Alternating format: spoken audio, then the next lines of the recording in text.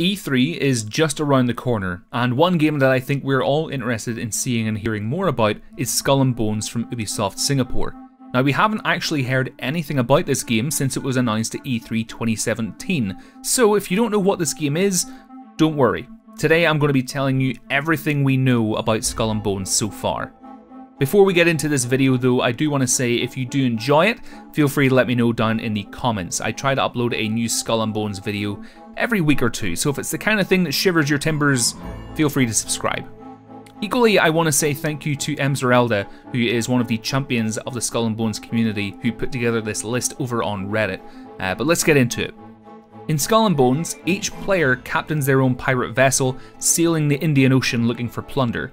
Gameplay wise, you won't be able to leave your ship at all from what we know so far, as the whole game will be from the perspective of your vessel. This is not Black Flag 2. If that's the kind of game you're looking for, you're going to be sorely disappointed in this case.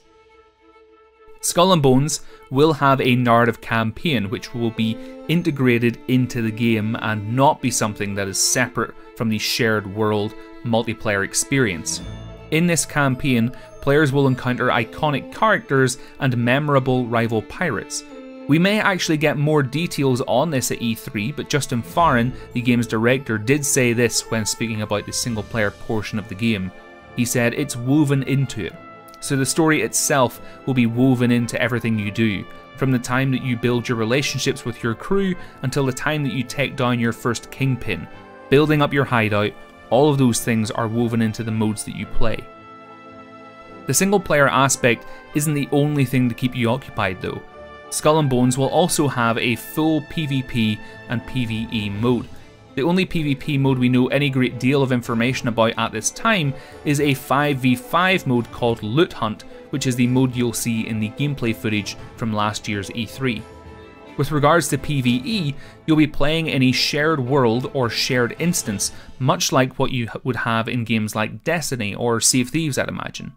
Now, it's unknown whether or not there'll be full PvP in these instances, or if you'll only be able to attack merchant ships or ships belonging to the East India Trading Company, for example, but we'll maybe get more info on that this year.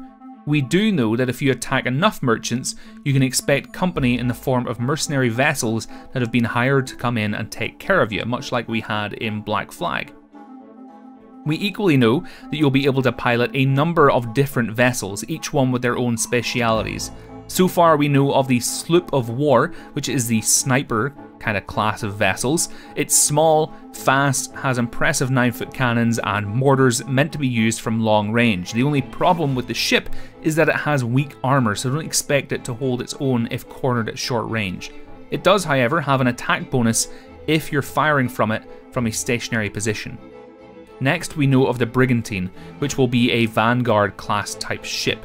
Kind of an all-rounder, really. Now, it'll have medium armor with decent speed and a pretty beefy ram. And then finally we know of the Frigate, which is the tank class of ships. With reinforced armor, this will be the bulwark of your fleet. Those are all the ships we know about those so far, but obviously if other Ubisoft titles like For Honor and Rainbow Six Siege are anything to go by, we're bound to get our hands on more ships at some point. With regards to how the PvP will actually work, by the way, your ship will have 2 health bars, one for either side of the ship. If either one of those hits 0, you'll sink.